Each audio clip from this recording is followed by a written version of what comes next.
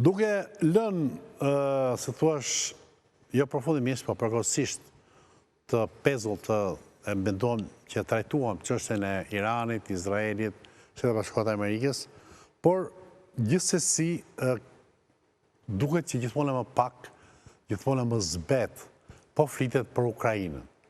Pra, a ka një marrëveshje sekrete midis Trumpit dhe Putinit? Duket se ka, pavarësisht se nuk është artikuluar, në kurisë të Ukrainës pra, se thuash, apo kërkohet dorëzimi gradual i Ukrainës dhe përparimi i Rusisë, pra se thuash, do kemi një vindarëse midis Bashkimit Evropian që vazhdon e mbështet, po jo aq sa Ukraina do donte dhe Shtetet Bashkuara të Amerikës. Kjo është pikpyetja parë, zoti Shala.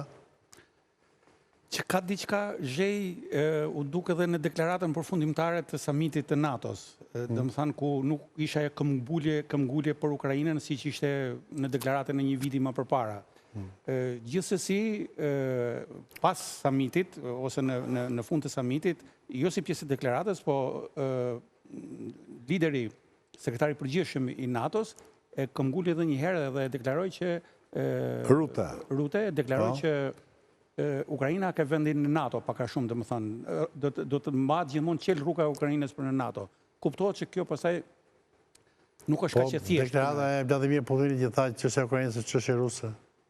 Çështja jonë, pse është Rusi. Normalisht mos jemi në ato parametra. Interesante ishte përpjekja që bëri Vladimir Putini për t'i ofruar negocim Trumpit për çështjen iraniane. Dhe Trumpi në farë mënyrë edhe e deklaroi atë që i tha që unë kam nevojë të negocojmë bashkë për Rusinë, jo për Ukrainën. Pati një takim në Bruxelles. Trumpi tha zgjidh problemet me Rusinë, pastaj mos u merr me Pati një takim midis Zelenskit dhe presidentit Trump, nuk u dha shumë informacion në media se çfarë është diskutuar, vetëm se është një informacion që ka rrjedhur është kjo që ka kërkuar të blejë raketa si duket municiona, raketa nga këto Patriot. Pra, dhe nuk e di nëse ndoshta pati një moment emocionus, një gazetare që kishte shoqin burrin në luftë, i bëri një pyetje aty dhe ai tha, do t'i japim, por edhe mund të mos i japim ose do t'i japim një pjesë sepse kemi nevojat tona. Pra, kjo mund të ishte edhe një mesazh për Putinin që nëse nuk do ulet në tavolinën e bisedimeve, Shtetet Bashkuara të Amerikës do vazhdojnë ta furnizojnë Ukrainën me armë. Ka patur unë kam qenë një jogurt mirë këtë që mbaroi shpejt kjo luftë, sepse po të vazhdonte edhe ca do ta eklipsonte fare konfliktin në Ukrainë dhe pastaj të shohim çfarë do ndodhe. Okej. Kështu që duhet pritet tash që pres. Misha, mirëmbrëma, mirë se erdhe. Më dëgjon? Misha Puma. Mirëmbrëma, Mr. Gjeta. Bëret pamundur që t'ishe në program dhe të falenderoj shumë se ke patur shumë peripetësira, përshëndetje. E fitoi Vladimir Putini betejën me Ukrainën. Është si gjithmonë. E fitoi Vladimir Vladimirović betejën për Ukrainën. Si e mendon? Po, ka marrë një avans, ka marrë një carte blanche me sa duket në komunikimin me kolegun e tij dhe mikun e tij të dashur Donald Trump, besoi që do ketë ka një akord që Rusia ka lëshuar në lindjen e mesme dhe Shtetet Bashkuara të Amerikës, le të themi, i kanë dhënë një lloj afati të tërgjatur Rusisë për të rregulluar situatën në fushën e betejës. Ma përkthesh do të thënë për të rregulluar situatën. Do të thënë është kështu. Do me thënë që Rusia të arrijë në kufit administrativ të 4 republikave që i ka përfshirë në territorin e vet. Okej. Pra, do më thënë, ofensiv kundër Ukrainës. Ofensiva ruse në teren dhe kuptohet që Rusia ka synim këto 4 rajone dhe shpreson që brenda vjeshtës të arrijë në kufit administrativ të gjitha këtyre 4 republikave që i ka inkuadruar në territorin e vet. Përfshirë dhe Odesën dhe Kharkivin. Pastaj ishtë plani maksimum, në qoftë se do sillen keq, atëre mund të shkojnë deri në Odesa. Në qoftë se sillet keq Ukraina, dhe çdo më thënë do sillet keq, do rezistoj. Nuk do hapi rrugë. Do të kundërshtoj, do të vazhdoj, do marri raketat të Storm Shadow, do vazhdoj goditjet e territorit rus me dronë, se vetëm ai shanse i ka mbetur Ukrainës në le të themi në fushën e betejës, ata nuk kanë shanse të përballojnë tashmë ushtrinë ruse. Okej. Kristavi? Unë mendoj që palët janë, le të themi, në praktik dakord për disa gjëra themelore, prej kohësh të paktën, që nuk kanë qenë sekret. Gjëra themelore janë që e para territori i pushtuar nga Rusia në mënyrë faktike ose de jure zyrtarisht do i lihet Rusisë. E dyta që do ndaloj përparimi antarësimit të vendeve të tjera të Evropës lindore në NATO, pra janë dy gjëra që amerikanët ja kanë dhënë, si thua, në tavolinë paktën diskutime Rusisë deri tani. Unë mendoj që jemi në një pikë ku duket për momentin se as Rusia nuk është gjendje të japë goditjen përfundimtare Ukrainës, dhe Ukraina sigurisht që nuk e ka mundësinë të japë një goditje përfundimtare Rusisë nga ana tjetër. Pra palët janë aty. Duhet parë janë të lodhur, janë gati për paqe. Po shonjë, unë mendoj që kjo verë do jetë shumë e rëndësishme, në kuptimin që nëse Rusia bën një ofensiv të madhe me qëllim për të arritur kufit administrativ, që unë mendoj mund të shkojë vetëm deri te kufit administrativ të Donjeckut, të tjerët i shoh pak të vështirë për të shkuar, nëse do arritet te kufit administrativ të Donjeckut, palët ndoshta mund ta mbyllim luftën në vjesh në këto linja konflikti, në këtë linjë pastaj do kërkojë zonë sigurie mes njëra tjetrës. Do kërkojë zonë sigurie. Ideja është që palët kanë përshtypjen nuk janë në gjendje të mundin njëra tjetrën në këtë pikë. Pra që kohë sa njëra palëve nuk është afër kapitullimi, sigurisht është një situatë të tillë. Për Rusinë tash është e rëndësishme kjo verë. Kam parë që ka filluar të ketë probleme ekonomike dhe kur le të themi qeveritarët e qeverisë ruse fillojnë të thonë që ka probleme ekonomike, do të thotë që janë më të mëdha sa mund të jenë të vërtet, gjë që mund ta kufizojë. Ka probleme ekonomike Rusia, thotë Kristavi. Pranoi vetë ministri i ekonomisë në fakt në forumin e Shën Petersburgut. Si keni situatën ato probleme ekonomike mund të do me thënë në përgjithësi, në tërësi, do me thënë në dietën e përditshme kjo nuk duket fare dhe është plotësisht funksionon normalisht, por mund të flasim për klimën, le të themi, investuese, për investimin nga jashtë, është pranuar nga qeveria ruse. Perëndimore të tjera, këto sigurisht që janë të dëshirueshme nga Rusia. Në forumin në një farë mënyre nuk mund thuash që Rusia s'ka probleme ekonomike, kjo do ishte e pavërtet. Por problemet ekonomike të Rusisë janë shumë më të vogla dhe më pak problematike se ato të Europës. Në forumin e Shën Petersburgut që është bërë para disa ditësh, qeveritarët lartë të qeverisë ruse bashkë me drejtuesën e bankës kombëtare kanë shprehur probleme për ekonominë ruse që me sa mbaj mendur është hera e parë që shfaqet diçka e tillë. Dhe në momentin kur shfaqet publikisht. Dhe zakonisht kur shfaqet publikisht do të thotë që problemi është më i madh se ai që thuhet në rast të tillë. Gjë që mund ta kufizojë deri diku aftësinë e ushtrisë ruse. Unë kam parë gjithashtu dhe emrat dhe të vdekurve të deklaruar se të vdekur nga ushtria ruse në javën e fundit dhe një pjesë shumë e madhe e tyre, gati 40% në fakt janë vullnetarë. Janë vullnetarë që nuk janë ushtarë në kuptimin e fjalës, janë vullnetarë që shkojnë për pagesë, shkojnë nuk figurojnë as nëpër statistika pastaj të shtetit. Figurojnë si të vrarë, figurojnë. Me emrin mbi emër figurojnë si të vrarë. Jo si qytetar rus. Jo, qytetarë figurojnë si të vrarë me kështu. Kjo që të bën të dyshoshme në idenë që a ka mundësi Rusia të japë goditjen që po ndërhyj, por për shembull ka pasur një informatë sot që 130.000 do me thënë ushtarë rusë janë kthyer nga fronti, do me thënë dhe kanë zëvendësuar të tjera, do me thënë është rigjeneruar ushtria.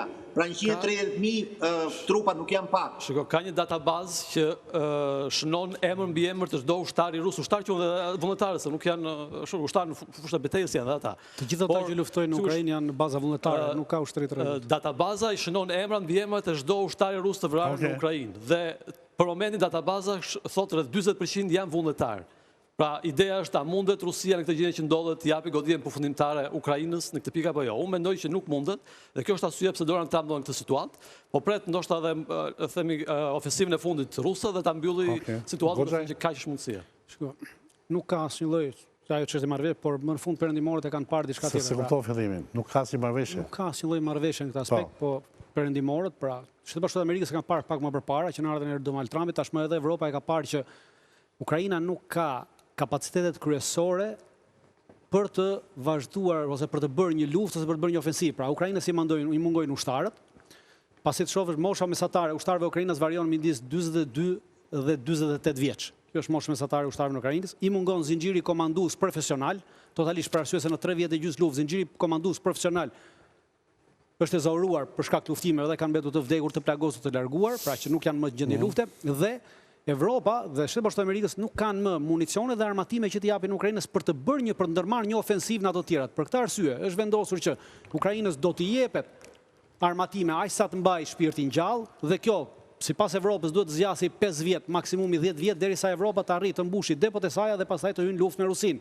Pra po përdorin sërish Ukrainën për të përballur nesër me Rusinë. Dhe në këtë aspekt kemi thjesht njohje të situatës dhe duket se ka një marrëveshje. Nuk ka si marrëveshje, ndërsa nga ana e Rusisë nuk ka për të pasur asnjë lloj ofensive siç pretendohet. Pra, gjithë perëndim pretendon që Rusia të hyjë në një ofensivë. Ajo çfarë Rusia po bën një ecje sistematike para 2 ditësh, ka arritur në kufit zyrtar të Luganskut. Pra, Lugansku është e para republike e cila është marrë totalisht 100% në Rusinë. Kurse të tjerat variojnë me diferencat të mëdha të merren. Nuk besoj se interesojnë publikun ton se sa kilometra ka përfituar ata. Ka një marrëveshje, jo, pra nuk ka marrëveshje Ukrainës. Nuk ka marrëveshje dhe Rusia nuk do të ndërmarrë asnjë lloj ofensive, siç pretendohet, ofensivë verore, ofensivë vjeshtore, jo, do të vazhdojë këtë lloj mënyre të luftimit, pasi është e vetmja mënyrë e cila vazhdon të bluaj gradualisht ushtrinë ukrainase. Pra ky është qëllimi i saj. Çfarë lloj ofensive masive që do të bënte do të ishte shumë e dëmshme për ushtrinë ruse, do të psonte humbje shumë herë më të mëdha se sa mund të ketë ashtu normalisht. Keni gjë për këtë? Unë mendoj dhe them se situata do të shkojnë se Putini e tha që në bazë të drejtës ndërkombëtare popujt kanë drejtën e vetvendosjes. Pra po shkohet drejtmarrjes atyre zonave që ka popullsi ruse dhe aty mund të ketë një marrëveshje. Apo s'ka marrëveshje se kjo këtë shëroi Goxhaj, Kristafi. Se aty do të dilja. Jo, nuk po përsëris, po them marrëveshja do jetë vetvendosje aty ku ka popullsi ruse. Kjo është e rëndësishme për ne si kom, na shërben edhe ne që Rusia pastaj kur të pranojnë këtë marrëveshje dhe drejtën e vendosjes së zonave ku ka popullsi ruse të njohin edhe Kosovën, se njëjta situatë ngjashme. Ti thotë se bis me Republika Srpska? Jo, fare, jo. Nuk mund t'i thot ashtu se pastaj edhe brenda Kosovës se shumë të ndryshme Kosova me Ukrainën. Të ngjashme janë. Pa lidhje fare me njëri tjetrin. Në këto, sepse Jugosllavia ka qenë shtet federal, Ukraina është shtet unitar. Pra, konteksti e saj vetvendosjes funksionon në drejtime ndryshme. Jo, mos është edhe shumë mund ta trajtojmë paramarrës të njëjta, se kjo ishte edhe Serbia dhe Kosova. Krimea ka qenë krajinë autonome brenda, Ukrainës. Quhet shtet unitar. Po jo, më ka qenë krajinë autonome. Pra, nuk ka shtet federal Ukrainës. Është Russian Federation anë tjetër. Ukraina është shtet unitar. Po s'do të thotë në gjë. Do të thotë si mënyra se si Rusia jo, shumë konflikte me Iranin, pra nuk i dha mbështetje Iranit, të la përshtypjen këtë që thoni ju që ka një marrëveshje të heshtur. Pra, mënyra sepse priti që Rusia të ndihmonte më shumë. Ato dëgjohen telefonon njerëz çdo 2 javë. Po do të ndalojnë luftën Morzhej, luftën e së botroreve që të ndalojnë Morzhej, se ndalojnë ata evropian. Po s'po them që bëjnë keq më po llumi pse gjykon më. Por nuk gabon Trumpi asnjëherë. Jo, ai gabon. Unë them që ta dëgjohen Morzhej. Unë po jap publikut informacion. Vetëm sot s'ka marrëveshje, unë them flasi telefoni 2 javë. Që e bëjnë publike. Mund të flasin javë për javë, njerëz se bëjnë publike, dhe shumë mirë bëjnë, se duhet me u paranalu luftë të tretë. Normal. Po ushej tezën që mund të ketë marrëveshje. Për ta vazhduar idenë, u kryu përshtypje, por Trumpi tashmë them që flet në pozita tjera pas ngjarjeve të Iranit. Ai tregoi forcën, zgjidhi një krizë deri në këto nivele dhe ai dha 2 paralajmërime në samitin e NATO-s. E para ishte që ata do mbështesin me armë moderne, do mbështesin Ukrainën, dhe e dyta, hera parë që Trumpi përdor shprehjen që Rusia nuk ka synim vetëm Ukrainën. Asnjëherë se ka përdor Trumpi këtë shprehje. Kam dhe 3 minuta, se më thonë që ka Arda Erti. Ka Arda Erti dhe kam dhe pjesë të dytë, e cilë është një pjesë shumë interesante për Spakun, për Spaku ka thënë, ka kërkuar kalbi në burg të gjitha atyre që janë marrë me aferën e sterilizimit si pas tyre, dhe pastaj kemi dhe gjërat tjera. Të 3 minuta duhet të ekonomizojmë bashkë si ko për një nëmpyetje. Shqipëria, e përfaqësuar nga Edi Rama si kryeministër në samitin e NATO-s, pranoi si gjithë vëndantarët NATO-s 5%. Pra, detyrimi 5% për buxhetin e luftës. E llogaritur kjo sipas ekonomisë shqiptare është 1.3 miliard dollar, 1.3 miliard dollar apo euro në vit. Qa mund të bëhet me 1.3 miliard dollar? Shumë lek në duhen, sot i shara. Nuk janë shumë, zhej, Nuk janë shumë. Nuk janë shumë, po të mendosh, janë shumë ku do t'i gjesh, po se për çfarë duhen nuk janë shumë, sepse i bje që do blihet armatim modern, pak në 3.5% e këti 5% që... Tenderat e këti armatimi i bën NATO apo i bëjmë vetë? Shiko, tenderat i bëjmë ne, po do t'i bëjmë bashkëpunim me NATO. Do t'i blesh ke vendet që janë të Bashkimit Evropian. Por kjo nda 3.5 dhe 1.5%. 1.5% janë investime tjera, pasaj që do bënë në fushën e infrastrukturës, do përfshihet nesër edhe porti, Durrësit, do përfshihen këto që janë investime infrastrukturës. Civile, si. Po, do ketë një takalata, do ketë pjesë ushtarake. Unë do të qush lajm shumë interesant që në 2027-ën samiti NATO-s do bëhet në Tiranë. Po. Ajo është e quj një rritje do thash ta bëjmë emisionet e tjera, po mirë dhe mirë. Po. Për Shqipërinë do të jetë një diçka dhe për Ballkanin, për Ballkanin perëndimor. Për çfarë është arritja ajo? Është arritje, është dëshmëri për Shqipërinë. Është njësoj si bëni festivalin Folgëri Gjirokastër, bëm edhe në Berat, është arritje për Beratin, su bë festivali Folgëri. Sa herë është bërë në Ballkan samiti NATO, nga 40 deri sot. Sa herë është bërë në Ballkan? Po çrëndsi ka, sa herë është bërë në Ballkan? Dhe s'ka asnjë vlerë më zotëri. Po sa më asnjë vlerë.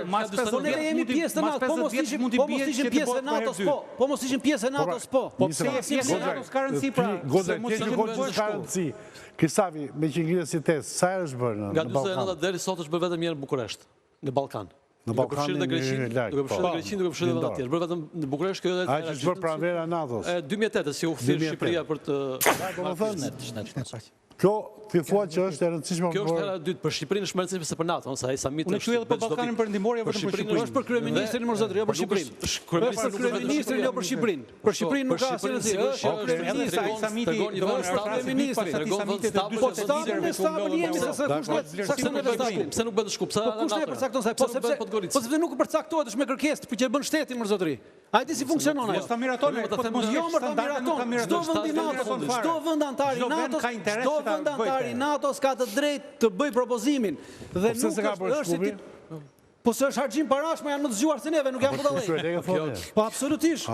Po janë shumë marrëmendse. Po mirë, ata në Bruksel që bëjnë shumë kohës, harxhohen para kot ata i bie. Po Brukseli është tjetër, ne jemi tjetër, ne shihni po flasim për buxhetin 5%, ai buxheti 5%, neve na fundon. Është imazh. Po Letonia dhe Estonia bëjnë se duan të bëjnë karshillëk Rusisë. Që kanë vlerë, ne fitojmë të bëjmë karshillëk. Serbisë, Kosovës apo Maqedonisë apo Malizi, kujt do të bëjmë imazh më kujt? Mendoj që po kishim shpenzuar këto para për të bërë reklam Tiranës dhe Shqipërisë, do ishin më shumë se sa mikpritja e këtyre. Për ta bërë në CNN, për ta bërë në New York Times, për ta bërë në ABC, për ta bërë në Deutsche Welle. Po më të harxojmë për çështje sociale më zotëri, të harxojmë për pensione. Të botës, do raportojnë nga Tirana. Po edhe çrëndsi ka të harxojnë nga Tirana. Neve kemi mjekësi dhe njerëzit po vdesin rrugëve, për shkak se s'kan mjekësi dhe ja harxojnë para pa pritur sa cilin nga ata. Evropian reklam toni ju. Po tash ata të vinë do raportojnë nga Tirana. Edhe çfarë pastaj do raportojnë nga Tirana ata. Më ç'është suksesi i madh. Kemi rënë dakord. Po jemi në nivelin e ku dëgjon. Kemi rënë dakord, mos bien dakord. Goxha. Në niveli logjikës, në nivel miliard dollar janë shumë pak. Për Shqipërinë janë shumë. Janë shumë. Për Shqipërinë janë shumë. Dhe edhe Shqipëria duhet të ndonjë ato. Çfarë do ishim blerët më të mira, më interesant.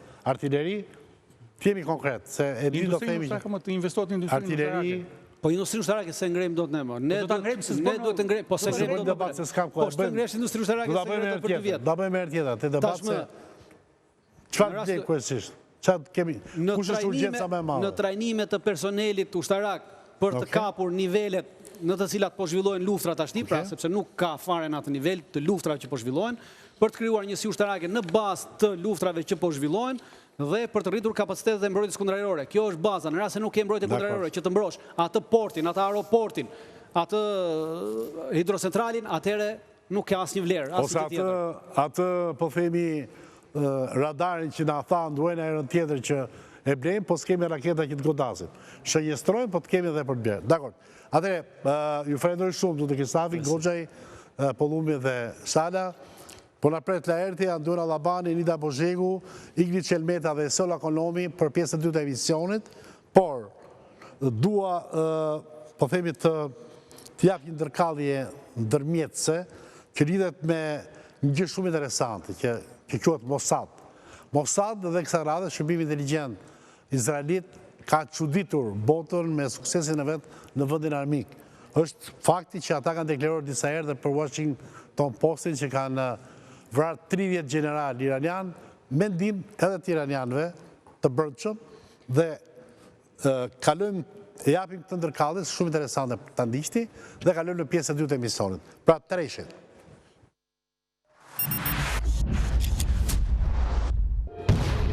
Ditën e sulmit masiv të Izraelit ndaj Iranit më 13 qershor, ku u vran general të lartë, ushtarak dhe shkencëtar bërthamor. Sipas Washington Post, agjentë i inteligjencës izraelite nisën një fushat të fshehtë për të friksuar zyrtar të lartë iranian. Në një incizim audio dhe një transkript të siguruar nga Washington Post, dëgohet kjo bisedë e pretenduar mes një agjenti të Mossadit dhe një generali të gardës revolucionare të Iranit. Mund t'ju këshilloj tani, keni 12 orë për të ikur me gruan dhe fëmijën. Përndryshe, jeni në listën tonë. Jemi më afër jush se sa vena në qafën tuaj. Mbaje mend këtë, Zoti ju ruajt. Si t'ju dërgoj videon që distancohen nga qeveria iraniane? Do t'ju dërgoj një ID në Telegram. Dërgoje. Nëse kjo video u dërgua apo jo, kjo nuk është zbuluar, por mendohet se deri më tani, generali iranian vion t'jetë gjallë. Edhe Post ka siguruar emrin e generalit iranian, por nuk po e publikon për të ruajtur anonimatin e tij. Regjistrimi audio dhe një transkript në anglisht u vu në dispozicion nga një izraelit që e kishte siguruar materialin dhe e ndau me edhe Post. Washington Post sqaron se zyra e kryeministrit izraelit, Benjamin Netanyahu, nuk pranoi të komentojë këto biseda sekrete. Operativi izraelit në vijim të bisedës me generalin iranian i pohoi atij dhe vrasjet e ushtarakëve dhe shkencëtarëve. Lista e të vrarëve sipas agentit përfshinte edhe nën admiralin Ali Shamkhani, ish drejtorin e Këshillit Suprem të Sigurisë Kombëtare të Iranit. Po ta shpjegoj, dëgjoj me kujdes. Po të telefonoj nga një vend që 2 orë më parë e çoi Bagerin, Salamin, Shamkhanin një nga një në ferr. Mediat iraniane raportuan më pas se Shamkhani, megjithse i plagosur rënd, i kishte mbietuar sulmit. Sipas 2 personave të njohur me operacionin, fushata e fshehtë për zyrtar apo ushtarak iranian që mbietuan ose nuk ishin objektiv në sulmet e para, përfshiu disa nga agjencitë kryesore të sigurisë dhe ushtrisë së Izraelit. Ajo kishte për qëllim të mbillte frikë.